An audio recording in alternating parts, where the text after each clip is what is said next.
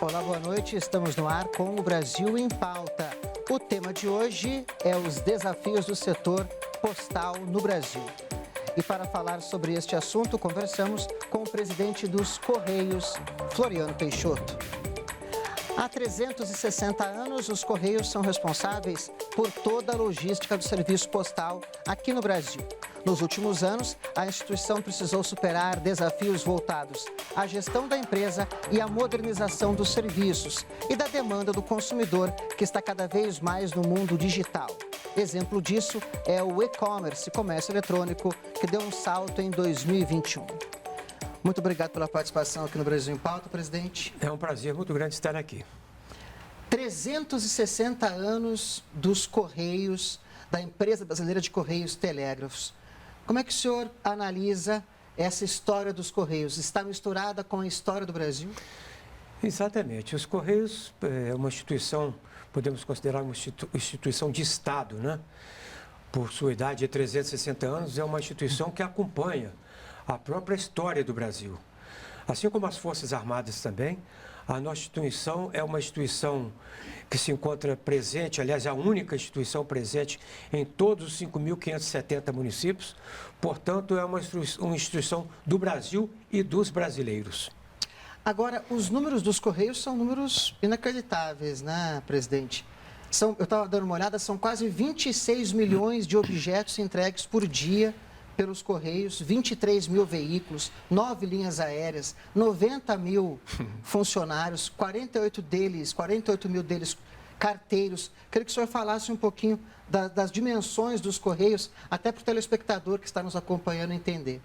Tudo nos Correios é muito grande, como você posicionou, né?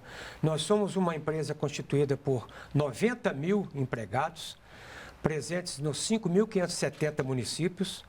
Nós temos 10 linhas aéreas, são 10 linhas correspondentes à rede postal noturna.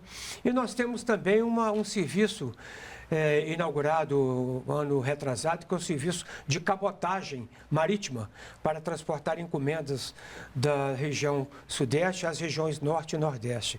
Nós atendemos um portfólio enorme de clientes, né?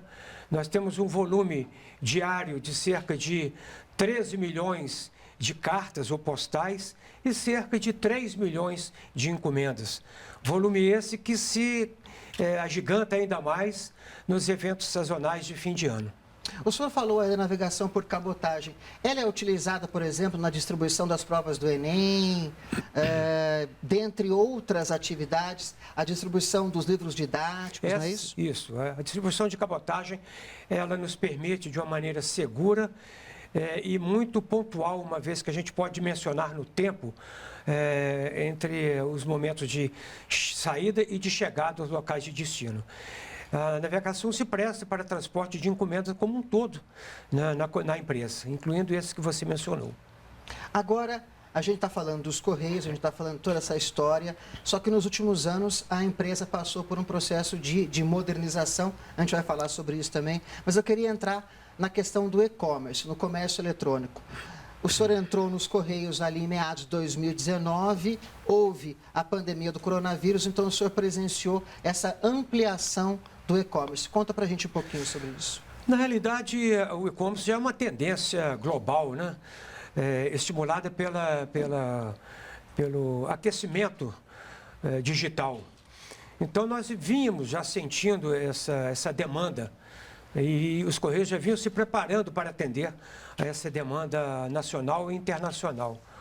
O que aconteceu com a pandemia é que os consumidores, nossos clientes, ficaram mais assim em casa, com receio de sair. Alguns comércios, lamentavelmente, fecharam suas portas. Então, a opção do e-commerce ela surgiu como uma necessidade, facilitada pela conveniência e pela acessibilidade. De fato, nós crescemos muito durante o período da Covid e esse crescimento ele se projetou até os dias atuais e vai se projetar ainda mais para o futuro. É uma tendência que chegou para ficar. Não obstante o crescimento do varejo físico, né, que já vem ressurgindo, a gente percebe a reabertura de lojas, né, de um comércio físico, mas o modal digital é um que chegou definitivamente, inquestionavelmente, para ficar. Nós não temos nenhuma previsão de regressão desse modal. Inquestionavelmente, ele veio para ficar. A Black Friday no ano passado foi um exemplo disso, né, presidente? Sim, naturalmente, esses movimentos sazonais, eles demandam mais a empresa, né? Então, eu incluiria, no rol desses eventos sazonais, incluiria, sim, o Black Friday, incluiria o Singles Day e o próprio Natal. Cada ano que passa, a gente é mais demandado por esses eventos sazonais. Ano passado, de fato, nós tivemos um volume sem precedentes. E estamos preparados para este ano repetir, em mesmas condições de qualidade, a demanda que surgir. No ano passado, eu tenho os números aqui, foram 19 milhões de encomendas no país, sendo 3,4 milhões em apenas um único dia. Isso mesmo.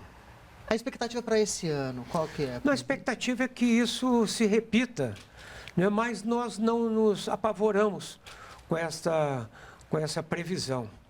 A empresa está completamente preparada, com a mão de obra disponível. É bom lembrar que este é o segundo ano consecutivo em que a empresa não enfrenta greves, né?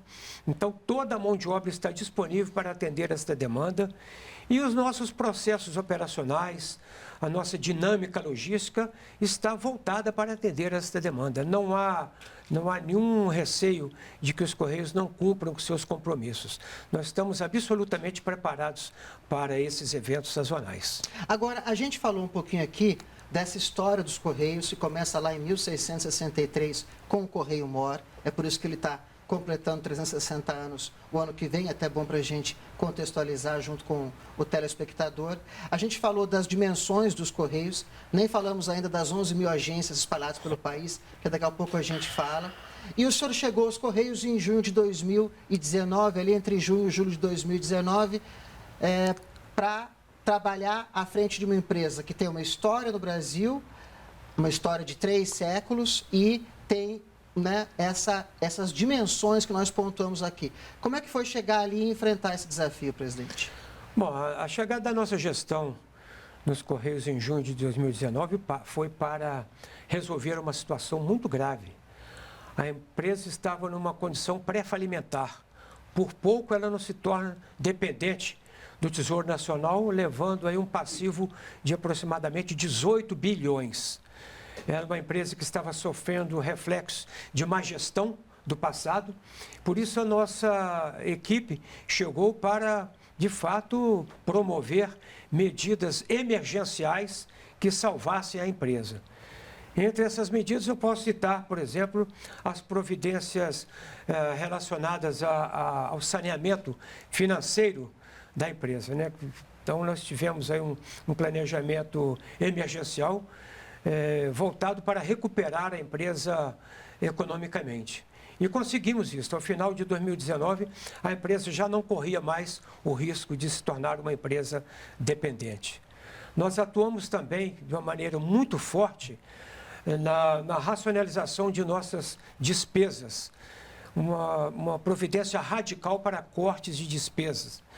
Investimos em modernização de processos, de setores operacionais para tornar a empresa mais dinâmica.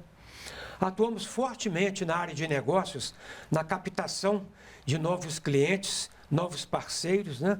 Dentro daquele princípio que rege fundamentalmente as relações entre os Correios e os seus parceiros, que são preço, prazo e qualidade.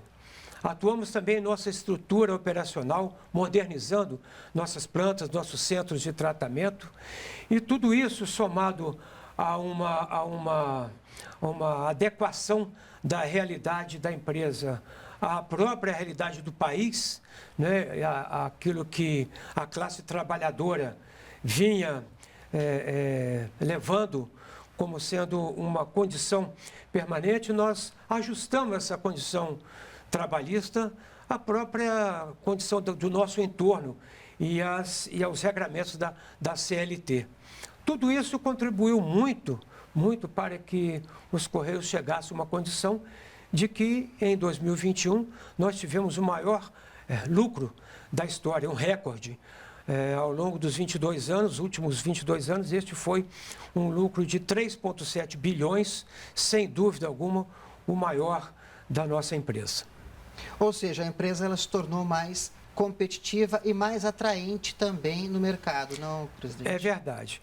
Além desses pontos que eu lhe mencionei, também fizemos um estudo muito eficiente da nossa carteira imobiliária, uma utilização lógica de nossos imóveis. Então, nós reestudamos a utilização desses imóveis e a própria alienação de alguns que se encontram ociosos. Aproveitando essa deixa que o senhor me deu, eu vou já deixar uma pergunta para o começo do segundo bloco.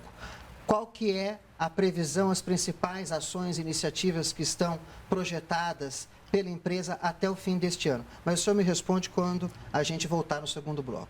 Tá bom.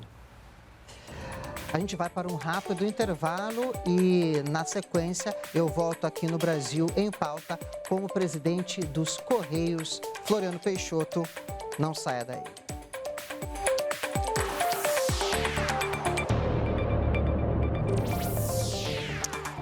Estamos de volta com o Brasil em Pauta. O entrevistado é o presidente dos Correios, Floriano Peixoto.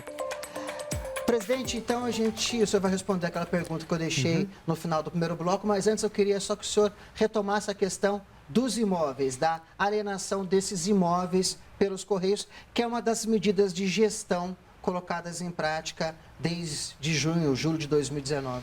Exatamente. Então, além dessas medidas todas que eu já mencionei, na área financeira, econômica, operacional, né, e de negócios, e da própria adequação da realidade trabalhista da categoria ACLT, nós fizemos uma atuação muito eficiente na carteira imobiliária. Os Correios possuem cerca de 2.500 imóveis, né, em todo o país, e nós fizemos uma gestão muito lógica e racional da utilização desses imóveis, né? Porque muitos deles, inclusive, eram ociosos. E nós alienamos cerca de 52 imóveis desde 2019 e obedecemos uma lógica de utilização imobiliária para gerar economicidade. Então, tudo isso gerou também um resultado muito positivo ao final de 2021, de cerca de 3,7 bilhões de lucro, né? O maior dos últimos 22 anos. Tendência essa que se espera projetar um resultado também positivo daqui para diante em nossa empresa.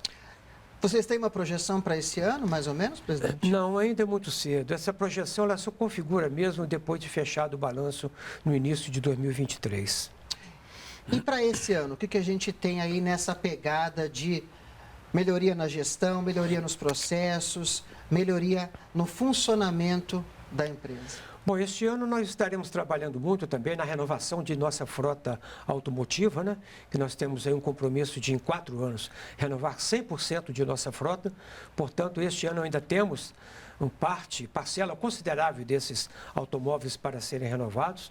Vamos continuar na captação de novos clientes, novos parceiros, dentro daquele princípio, daquela tríade de preço, prazo e qualidade, e com foco nos clientes. Então, nós trabalhamos hoje na centralidade nos clientes. O que significa isso? Nós temos um approach, uma abordagem customizada para cada cliente. Ele vai nos dizer o que ele precisa da empresa como o maior e o melhor operador logístico e o melhor parceiro nacional e internacional, e nós vamos configurar as nossas opções para os nossos clientes. É bom lembrar também que os Correios, dentro dessa competição acirrada que existe entre os nossos clientes, que também são muitos deles nossos concorrentes, nós já estamos há 2 anos sem aumentar nossas encomendas nacionais e internacionais, como, por exemplo, o PAC e o SEDEX. Então, nós temos muita coisa pela frente, os próprios eventos sazonais este ano, né? Black Friday, Single Day, Natal, temos uma revisão também de nossa plataforma operacional, de continuar investindo, modernizando. Temos aí também a inauguração ou a construção de novos centros internacionais, enfim, é uma opção, é uma variedade muito grande. Eu costumo dizer que para os Correios o céu é o limite. Nessa customização que o senhor acabou de dizer, existem até agências dos Correios que trabalham só com remessas internacionais, é isso? Não, na realidade, nós temos, que a gente chama de centros internacionais, né? Centros de tratamento internacionais. Nós temos 3 localizados no Rio de Janeiro, São Paulo e Paraná. Estamos também trabalhando para o primeiro semestre de 2023, termos 2 outros nos estados de Minas Gerais e Goiás. Além disso, também nós estamos finalizando um acordo com a direção do aeroporto de Guarulhos para alugarmos um galpão de 100 mil metros quadrados, onde nós faremos o maior centro de tratamento de cargas nacionais e internacionais da América Latina. E esse é um projeto de médio prazo, mas que ele já está com memorando de entendimento assinado.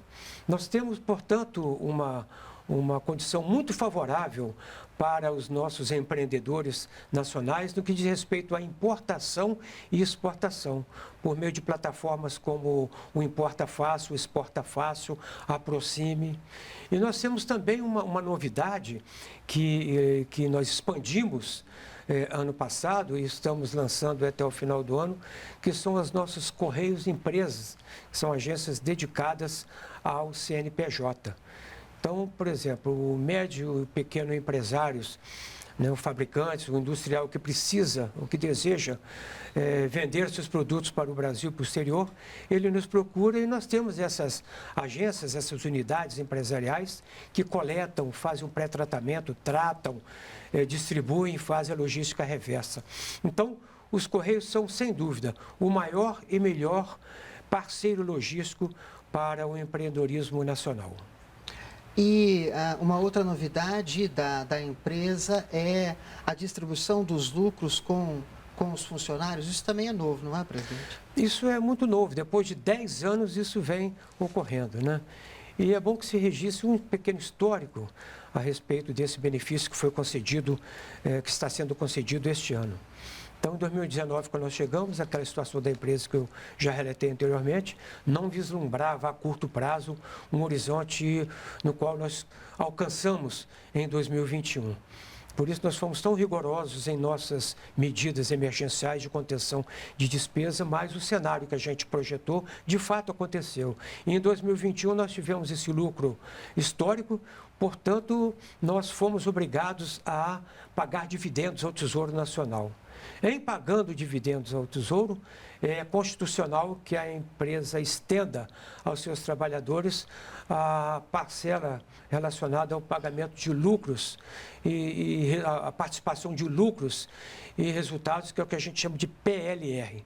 Né? Então, a PLR está sendo paga depois de 10 anos, não só em atendimento a uma determinação constitucional, mas a gente entende também como uma medida de grande reconhecimento à classe trabalhadora que nos ajudou, né, a crescer, a elevar a empresa.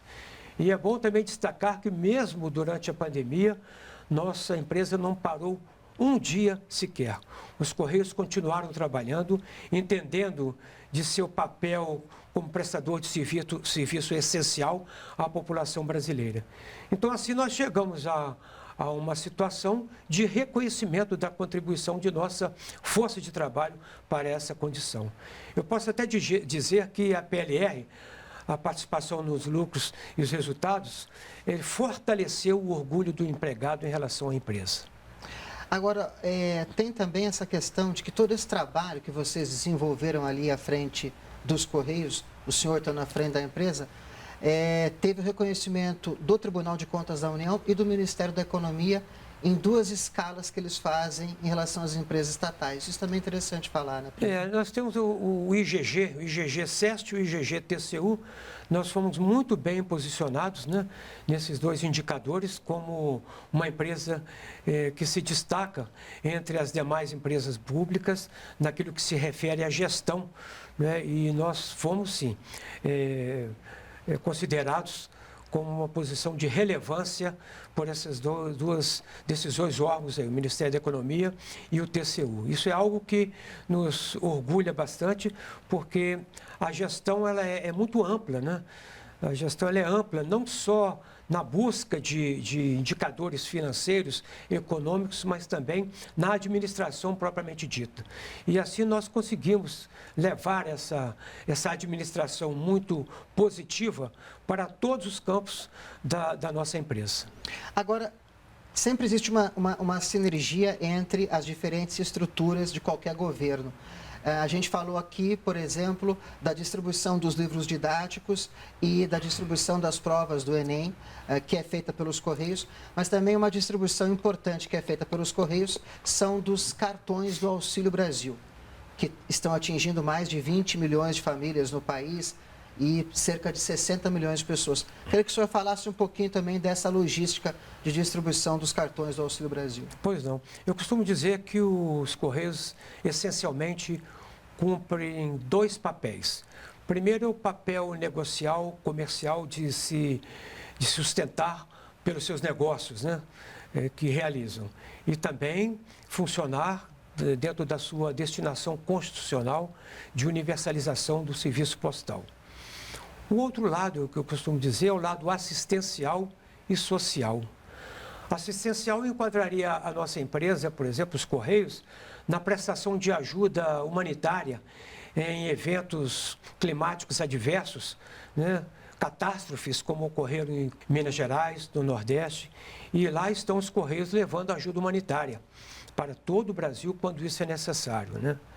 Dentro da vertente social, eu posso iniciar exemplificando a campanha Papai Noel dos Correios, que existem há mais de 30 anos, existe essa campanha, levando presentes para crianças de todo o Brasil, crianças que deixam em nossas agências as suas cartinhas.